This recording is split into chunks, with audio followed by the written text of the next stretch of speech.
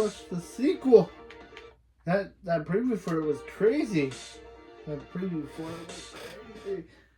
Welcome to the Kill Count, where we tally up the victims in all our favorite horror movies and show you how they were made. We got a special one for you today, folks, because we're looking at Hello, Mary Lou, Prom Night 2, the insane 1987 standalone sequel to Prom Night. Made 7 years after the first film, horror had changed a lot in the interim. Halloween-inspired slow-paced killers were out, and fantastical faux Freddies were in. Slashers started having more supernatural elements, so Prom Night said hello to Mary Lou. Mary Lou Maloney is a mean mamma jamma who gets burned to death at her prom in 1957. 30 years later, she possesses a modern-day teenager named Vicki who goes to the same high school. It's like I'm not in control of myself.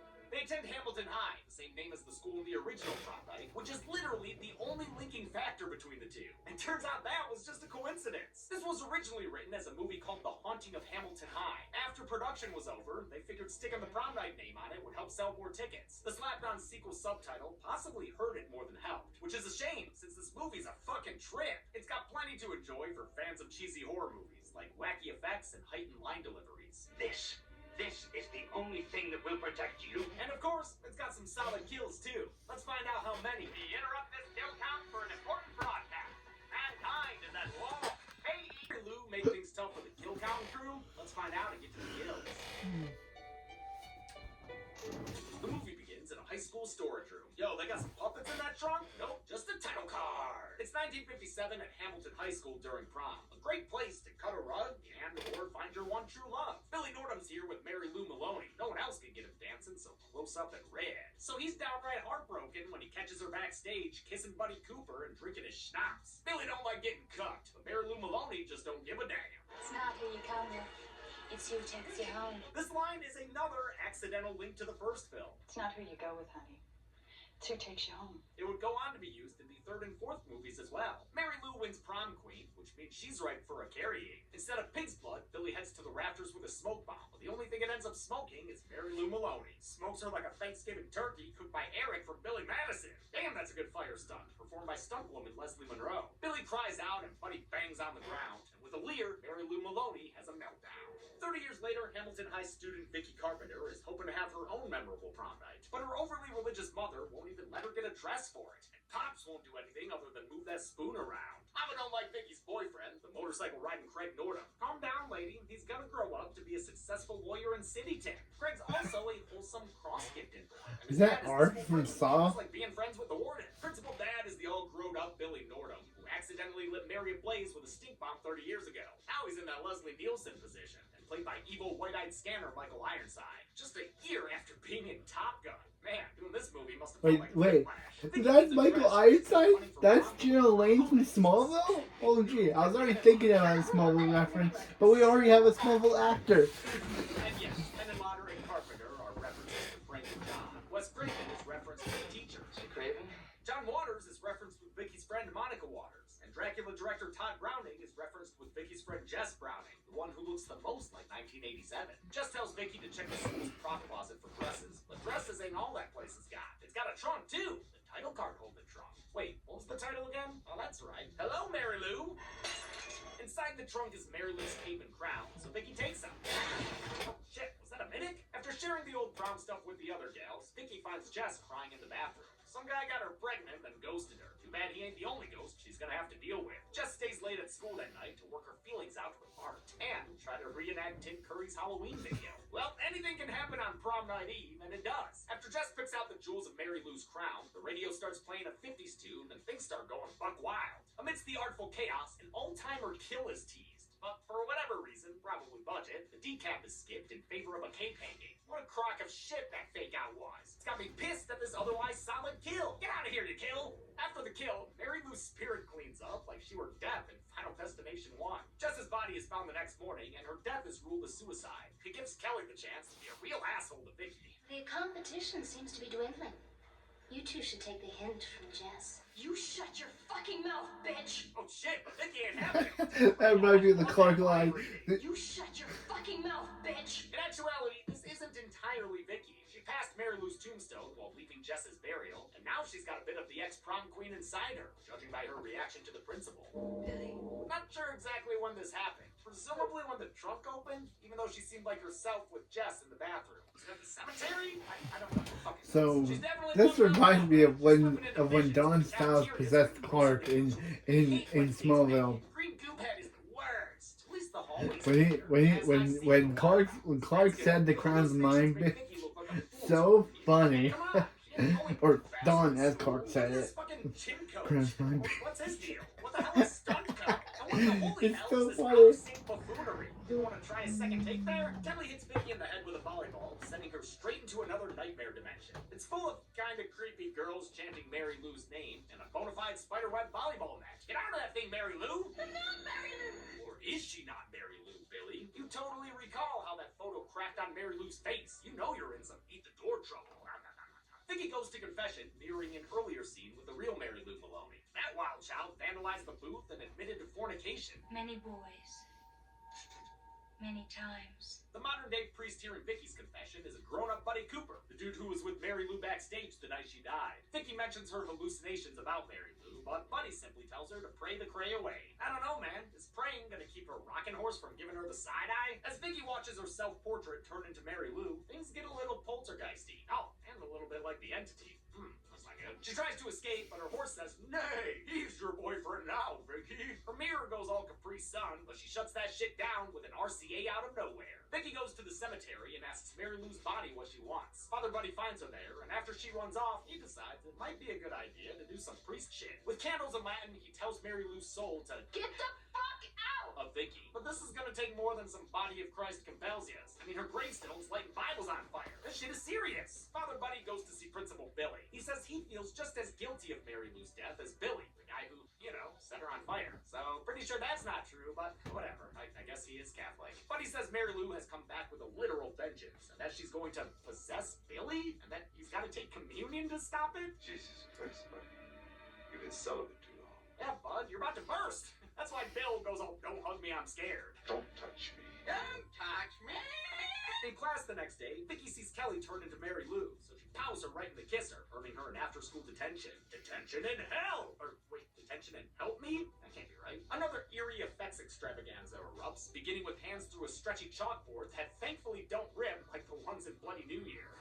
That poor movie. It tried, man. It really tried. The splash day resistance is when Vicki falls into the blackboard sideways. This was a specialty built set on the floor so cameras could shoot down at it. It took them 5 whole days to film this 45-second sequence, which used a whirlpool device made by effects artist Jim Doyle. Doyle's the guy who designed Freddy Krueger's glove. He also played Freddy when he stretched out the wall above Nancy's bed and designed the spandex wall for that effect. I'm guessing he did the chalkboard trick for this movie. Man, the Nightmare series needs a recount. When chalkboard tummy time is all said and done, Vicki's no longer looking Vicki. She's looking all wet and more like Mary Lou, because she's possessed now. Being possessed might be a sin, so off to the confession booth she goes. Mary Lou has some unfinished prom business with Bud. After letting him know who she is, Vicki Lou Maloney busts through the booth walls and laughs at his use of a crucifix as a shield. She takes it away and kills him with it off screen, sending the camera into a spiraling fit. Oh God, I'm gonna hurl.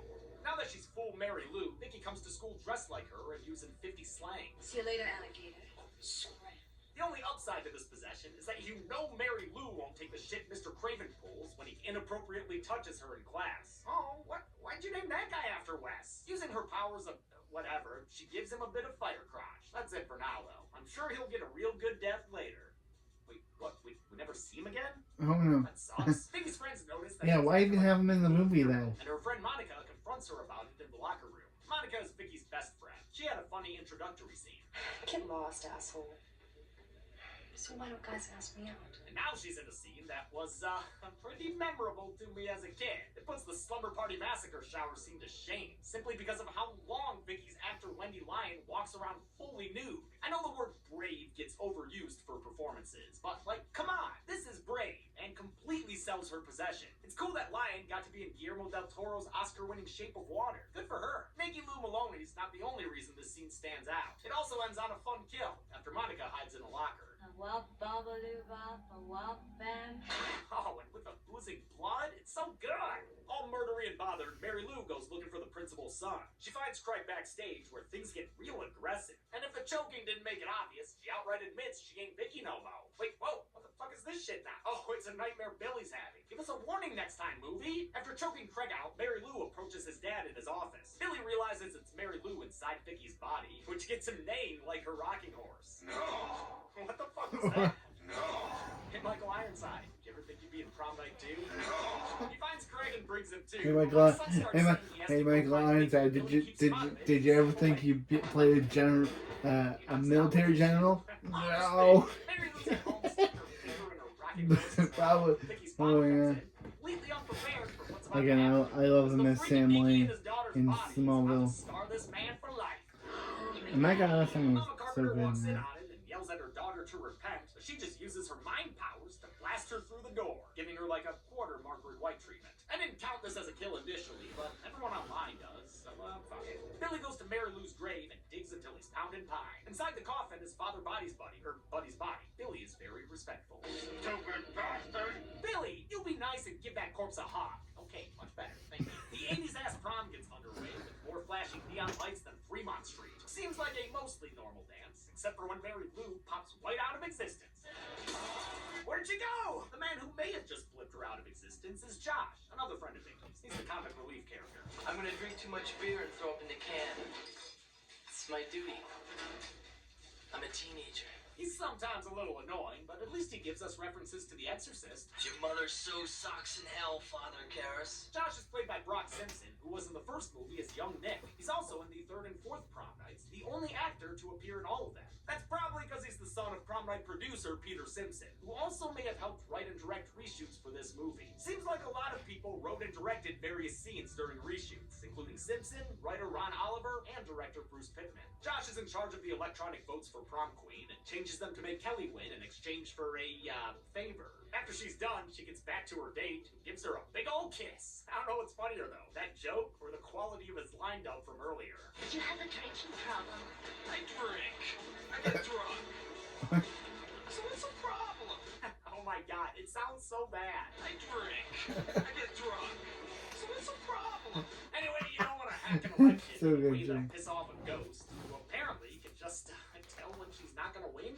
Mary Lou jacks into a nearby cable port to terrorize Josh with clip art. She ultimately kills him with electric beams that shoot into his eyes and take over his typing fingers. Oh man, this actually kind of kicks ass. It's a simple effect, but done so well. Dude just got Control-Alt-Delete. This prom might be sponsored by IBM or some shit, because they announced the winner electronically with the touch of a so-called magic button. The computer works faster than the one in Willy Wonka and announces Vicki Carpenter as queen of the slow-mo adulation. Screenwriter Ron Oliver cameos to make a joke at Kelly's expense. Hey, Kelly, how's your blood? Mary Lou Maloney is all set to begin her reign, unless Billy can follow through on his Dead Zone plans. Craig is also racing to be part of the final act, but he's unable to sprint through the empty school fast enough to stop his dad from opening fire and shooting the prom queen? Oh shit! Wow, this would be seriously fucked up, and I don't think everyone would just be standing around afterward.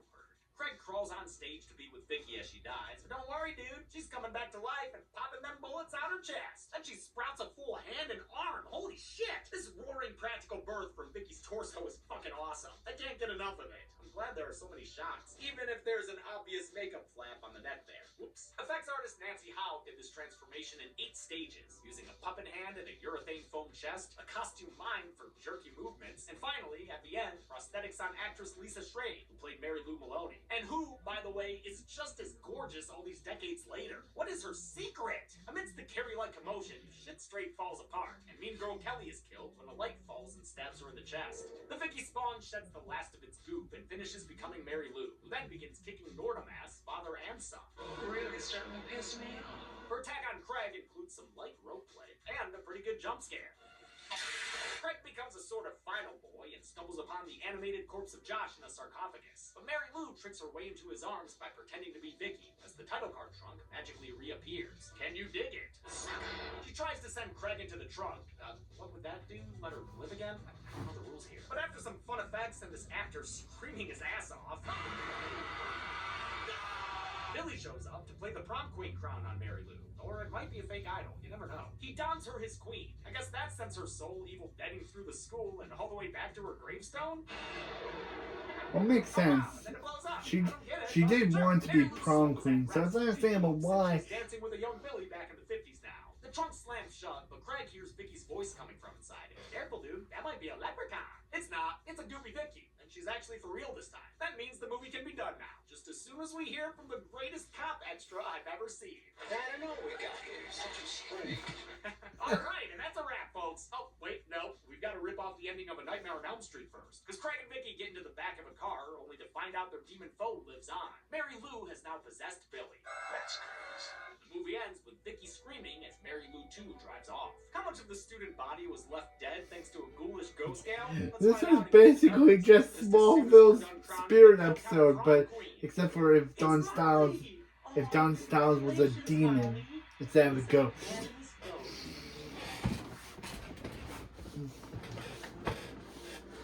I counted 7 kills in Hello Mary Lou, which I've always considered the standard early slasher count.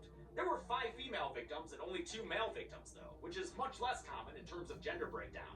In fact, of the 23 other times we've counted 7 kills on this show, we've only seen this breakdown once before, with the original Black Christmas.